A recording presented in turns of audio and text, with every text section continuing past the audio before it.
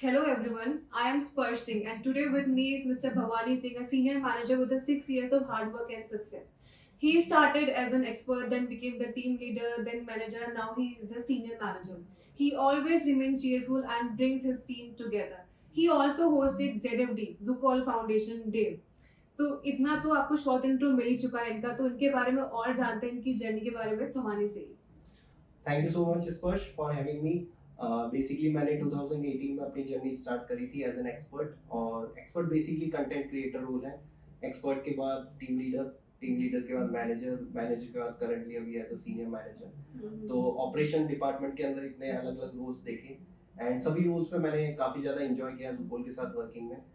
Roles अलग थे, responsibilities अलग होती रही, एंड रिस्पॉन्सिबिलिटीज के साथ में चैलेंजेस भी आते रहे, but challenges is a part of job role. तो हंस हंस के कर लिए सारे चैलेंजेस पार, एंड अभी भी जुकोल के साथ कंटिन्यूअसली वर्क कर रहे हैं, काफ़ी अच्छी एनर्जी के साथ वर्क कर रहे हैं, because Zukol for me is like a second home. मैं कभी भी जुकोल को मतलब सिर्फ ऑफिस की तरह नहीं मानता। Zukol is like a home for me and I really enjoy working. That's really nice. तो ऐसा पूरी जर्नी के अंदर कोई ऐसा मूवमेंट जो रहा हो आपको यादगार, कोई ऐसा अचीवमेंट आपको रहा हो, कुछ ऐसा रहा? मूवमेंट्स तो बहुत सारे थे, मतलब आर के अंदर सर्टिफिकेट्स लेना, फिर सेंटा क्लॉज बनना क्रिसमस पे, सेंटा क्लॉज बनते वक्त ये चीजें देखना कि एम्प्लॉयज आ रहे हैं आपके साथ फोटोज क्लिक कर रहे हैं, ऐसे छोटे छोटे मूवमेंट्स रहे। दिवाली सेलिब्रेशन, होली सेलिब्रेशन, तो जुकोल के साथ हर मूवमेंट स्पेशल रहा है। सबसे खास जो मूवमेंट रहा वो था 1 जून 2023 when it was announced that I am getting the award of Employee of the Year. क्या बात है। Yeah, so Employee of the Year award मुझे मिला था, and it was like मेरे लिए मतलब ड्रीम कम ट्रू वाली चीज थी। मतलब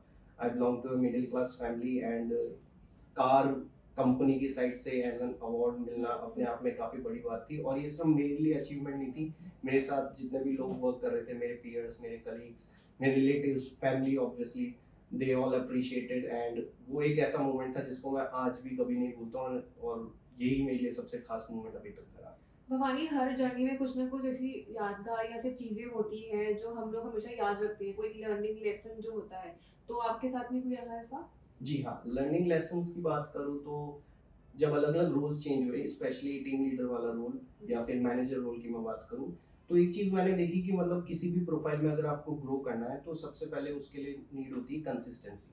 मतलब कंसिस्टेंसी के साथ अगर आप वर्क करते रहेंगे, कंसिस्टेंसी के साथ आप अपनी सारी कमिटमेंट्स को फुलफिल करेंगे, तो आप ऑब्वियसली ग्रोथ लेंगे। तो ये एक चीज़ थी जो मैंने जुकोल में रहते हुए सीखी कि मतलब अगर आपको ग्रोथ लेनी है या ग्रोथ अपॉर्चुनिटीज़ को ग्रैस्प करना है, तो आपको अपना काम कंसिस्टेंटली पूरा करता रहना पड़ेगा। इसके अलावा मैंने एक चीज और सीखी, वो थी वैल्यू ऑफ ट्रस्ट। ट्रस्ट ऐसी चीज है जो मेरे को लगता है किसी भी बिजनेस में बहुत ज्यादा जरूरी है, और बिजनेस के साथ ही छोटी टीम मान लीजिए या आपके जितने भी लोग आपके साथ अंडर वर्क कर रहे हैं, उनके साथ जरूरी है कि आपका ट्रस्ट मेंटेन रहे। कई बार लोगों का सवाल होता है कि हाउ टू गेन ट्रस्ट। अब उसके लिए लोग अलग अलग रिस्पॉन्सेज देते हैं, like work with dedication, full commitment के साथ वर्क करो। बट मेरा ही मानना है कि आप ट्रस्ट कैसे गेन कर सकते हैं। You can simply gain the trust by telling the truth. So आप अपनी टीम के साथ ट्रस्टवर्दी रहिए, जो भी चीज़ें हैं उनको ट्रस्टफुली उनके साथ बताइए, और उस ट्रस्ट के साथ डील करेंगे, क्योंकि ट्रस्ट ऐसी चीज़ है जो किसी भी सक्सेस का फाउंडेशन होता है। तो ये दो चीज़ें थी जो मैंने देखी कि मतलब ये मैंने एज अ लेसन भी मैंने ये चीज़ें लर्न करी कि if you want to grow in a business, then you need to maintain the consistency and need to maintain the value of trust. I agree with this. बहुत अच्छी आपकी learnings रही है। तो as a senior operations manager आप काफी multiple teams को मतलब हैंडल करते हो, तो जो उनके चैलेंजेस आते हैं, डिफरेंसेस आते हैं, उनको स्मूथली कैसे आप मतलब हैंडल कर लेते हैं? या अलग अलग डिपार्टमेंट्स के साथ वर्किंग रहती है, स्पेशली बिजनेस डिपार्टमेंट के साथ या क्लाइंट्स के साथ भी कई बार डील करना पड़ता है। तो मुझे जो एक चीज़ लगती है कि कम्युनिकेशन इज की टू ऑल द प्रॉब्लम्स। अगर आप कम्युनिकेशन सही से मेंटेन करके चल रहे हैं, आपने बराबर कम्युनिकेट करा है अपना मैसेज, बिकॉज अगर आप किसी प्रॉब्लम में भी स्टक हैं तो आपको वो मैसेज क्लियरली कम्युनिकेट करना पड़ेगा रिस्पेक्टिव अथॉरिटी को। और जब हम क्लाइंट के साथ डील करते हैं, किसी भी बिजनेस में सबसे ज्यादा वैल्यू करता है क्लाइंट। हम बिजनेस डिपार्टमेंट है या ऑपरेशन डिपार्टमेंट है, एंड रिस्पॉन्सिबिलिटी हम क्लाइंट की ही लेते हैं। We can not mislead the client. तो क्लाइंट के साथ अगर क्लाइंट का वर्क आपको करना है, तो मेरे को लगता है कि आपको अपना मैसेज क्लियरली कम्युनिकेट करना पड़ेगा। जो भी बिजनेस डिपार्टमेंट में अलग अलग लोग रहते हैं, उनके साथ भी अगर कोई इश्यू आता है या आपको अपनी कोई चीज उनको बतानी, तो you need to maintain the communication. तो first thing was the communication, and second thing was learning attitude. मुझे ऐसा लगता है कि किसी भी इंसान को लर्निंग एटीट्यूड मेंटेन करके रखना चाहिए। लर्निंग ऐसी चीज़ है कि जो हम डे टू डे लाइफ में हम गेन करते हैं, हम ये इस एटीट्यूड को मेंटेन करके रखेंगे तो इररिस्पेक्टिव ऑफ किसी भी डिपार्टमेंट के साथ आप डील कर रहे हैं, आप at the end of the day आप कुछ ना कुछ सीख के ही जाएंगे। तो लर्निंग एटीट्यूड मेंटेन करके रखा, एंड कम्युनिकेशन, जो भी अलग अलग डिपार्टमेंट्स के साथ डीलिंग हुई तो सभी के साथ, whether it is HR department या बिजनेस डिपार्टमेंट, सबके साथ एक क्लियर कम्युनिकेशन मेंटेन करके रखा। That's a brilliant way to handle the things. Like corporate environment में होता है कि सब लोग अपने में ही लिमिटेड रहते हैं, बट आप हो कि out of the box energetic रहना हमेशा, and you have also leaded like numerous of the events. तो उसको उस चीज के अंदर अपनी टीम को कैसे मोटिवेटेड रखते हो, मतलब एज यू आर इसके अंदर? मुझे ऐसा लगता है कि मतलब ये तो मतलब अब लाइफ है वो एक ही बार मिली है। मतलब ऐसे हम कहते हैं कि 84 लाख योनियों के बाद मनुष्य जीवन मिलता है। अब जब जीवन ही एक बार मिल रहा है तो उसको पूरे अच्छे तरीके से जीते हैं ना। तो मतलब जैसे एक मैं आपकी इस कॉन्वर्जेशन के थ्रू मैं ये भी बताना चाहूँगा कि जैसे आर्ट ऑफ लिविंग के सेशन होते हैं, सुकूल अपने एम्प्लॉयज़ की मेंटल हेल्थ का ध्यान रखते हैं, मेडिटेशन से रिलेटेड सेशंस कराते हैं। तो आर्ट ऑफ लिविंग के एक सेशन में मैंने ये चीज़ सीखी थी कि live in the present moment, और वो मुझे लगता है कि शायद वही एक चीज़ है जो शायद मैं मेंटेन करके रखता हूँ। मतलब आई डू नॉट बॉदर कि मैं कहाँ बैठा हूँ या किस जगह हूँ, पास्ट में क्या चीज़ें चल रही है, लाइफ में क्या दिक्कतें चल रही है। I have to live in the moment. हम यूजुअली होता कि हम लोग फ्यूचर की टेंशन करते हैं कि ये करना है वो करना है, और प्रेजेंट में जीना चाहिए यस basically. एग्जैक्टली, चाहे वो फन फ्राइडेज हो, नॉर्मल छोटी सी एचआर के थ्रू कराई हुई कोई इवेंट हो, अगर आप उसमें 100% अपना पार्टिसिपेट कर रहे हैं तो मेरे ख्याल से आप इंजॉय कर रहे हैं। और अगर आप लाइफ के हर मोमेंट को इंजॉय करोगे तो मतलब खुद में एंथुसियास्टिक रहोगे, मोटिवेटेड भी रहोगे। और सिमिलरली जैसे आपने पूछा कि आप अपने साथ वर्किंग लोगों को कैसे इंस्पायर करते हो कि वो भी इसी एंथुसियाज्म के साथ वर्क करें, तो व्हाट आई थिंक कि एज अ लीडर ये आपकी रिस्पॉन्सिबिलिटी है कि आप भी पार्टिसिपेट करें। मतलब you need to lead by example. तो ये चीज़ मैं भी देखता हूँ कि कोई मेरी टीम में अगर कोई मेंबर है जिसको मुझे मोटिवेटेड फील रखना है या उसको एंथुसियास्टिक फील कराना है, तो मुझे खुद भी उसको as a lead by an example मुझे दिखाना पड़ेगा, और मैं खुद भी उसमें पार्टिसिपेट करूंगा तो लोग करेंगे। तो आज के टाइम में मुझे ये चीज़ फील होती है कि एम्प्लॉयज हो गए या जो भी न्यू जनरेशन आ रही है वो थोड़ी सी क्या है, खुद में लिमिटेड रहती है, वो ज़्यादा पार्टिसिपेट नहीं करना चाहते। बट सेम चीज़ है कि you are living your life once, तो हर मोमेंट को जिए और वैसे ही जीते रहें। लेकिन फिर भी इतनी जो एनर्जी है आप में कहाँ से आती है? हर किसी में तो नहीं होती है ऐसे।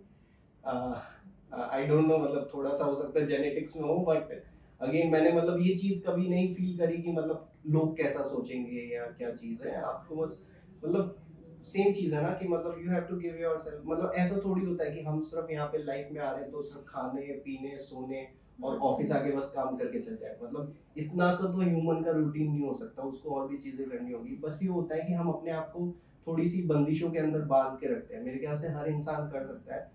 और एनर्जी की बात है तो हाँ, मेरी टीम भी काफ़ी ज़्यादा मोटिवेट करती है मेरे को, आसपास का एनवायरनमेंट भी मोटिवेट करता है, तो वो अपने आप से एनर्जी रिफ्लेक्ट होती है वहाँ से, तो मेरे अंदर भी आ जाती है थोड़ी बहुत। तो मुझे अच्छा लगता है, जैसे आपने ZFD की बात करी थी, ZFD इवेंट्स को होस्ट करना या मुझे कोई भी ऐसी अपॉर्चुनिटी कभी भी मिलती है तो आई एम वेरी ग्रेटफुल कि मुझे चांस मिलता है और मैं इस तरह मैं किसी में लीड लेता हूँ। So my last question to you is there any message that you want to give to the new Zocolites or the people who are watching us? या न्यू ज़ुकोलाइट्स या जितने भी, मैं ऐसे कहूँ कि जो जितने भी न्यू जॉइनीज हैं उनके लिए मैंने मतलब आज से 2 साल पहले मेरी वर्क एनिवर्सरी थी तो मैंने मेरी टीम को मैसेज डिलीवर किया था कि जो जितने भी न्यू मेंबर्स होते हैं वो क्या होते हैं कि जो सूर्योदय का जो सूरज होता है, राइजिंग सन, उनकी तरह होता है। मतलब आपने भी ये चीज़ ऑब्जर्व करी होगी कि जब हम सुबह 5:30 या 5 बजे उठते हैं या जब सनराइज का टाइम होता है तो सनराइज वाला जो सन होता है उसमें क्या होता है कि एकदम से अंधेरा होता है, और जैसे ही वो सनराइज होता है तो पूरे आसपास के एनवायरनमेंट के अंदर ब्राइटनेस आ जाती है, लाइट आ जाती है। तो what new people bring to organization, क्योंकि वो लोग नए आते हैं तो उनके अंदर वो एनर्जी रहती है। तो अगर आप किसी भी ऑर्गेनाइजेशन को, आप जुकोल को अभी जस्ट आपने रिसेंटली ज्वाइन करा है, तो आपके अंदर वो आपके अंदर वो एनर्जी है कि आप एक इम्पैक्ट छोड़ सकते हो ऑर्गेनाइजेशन के अंदर।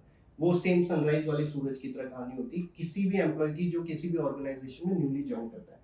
फिर वही एम्प्लॉय जब ऑर्गेनाइजेशन में थोड़ा टाइम स्पेंड कर लेता है, लाइक 1 ईयर हो गया, 2 ईयर हो गया, तो आपने देखा होगा आफ्टरनून का सूरज वो सेम इंटेंसिटी के साथ उसकी हीट रहती है। तो what is that, that is the consistency of employ.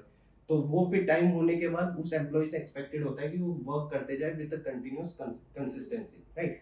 और फिर क्या होता है, दूसरे रोल में एम्प्लॉय प्रमोट भी होते हैं। तो व्हाट इज दैट फेस कि जब शाम का सूरज ढल जाता है और आसमान में चांद और तारे आ जाते हैं, तो नए लोगों को रिस्पॉन्सिबिलिटी मिलती है, या वो पर्टिकुलर एम्प्लॉय अपनी रिस्पॉन्सिबिलिटी दूसरे लोगों को हैंडल या कैरी फॉरवर्ड करके जाता है।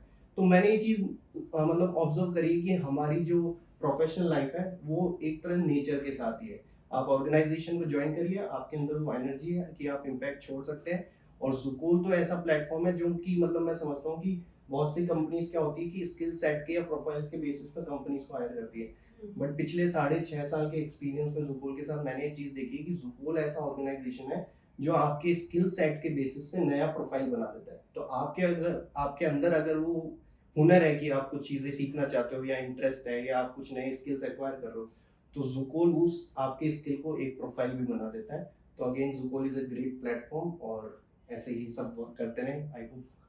So thank you so much Bhavani for your time thank you. and आपसे बात करके काफ़ी ज़्यादा अच्छा लगा। आपने इतनी अच्छी चीज़ें सिखाई हैं, मुझे भी सिखाई है, और हाँ, जो हमको देख रहे होंगे उनको भी काफ़ी चीज़ सीखने को मिली होंगी। So thank you so much thank you so Bhavani. Much स्पर्श। तो भवानी की जर्नी हमें ये सिखाती है कि लीडरशिप सिर्फ एक पोजीशन से नहीं, एनर्जी और एटीट्यूड से डिफाइन होती है। सो मिलते हैं एक नए इंस्पिरेशन स्टोरी के साथ में, एक नए फेज के साथ। तब तक के लिए गुड बाय।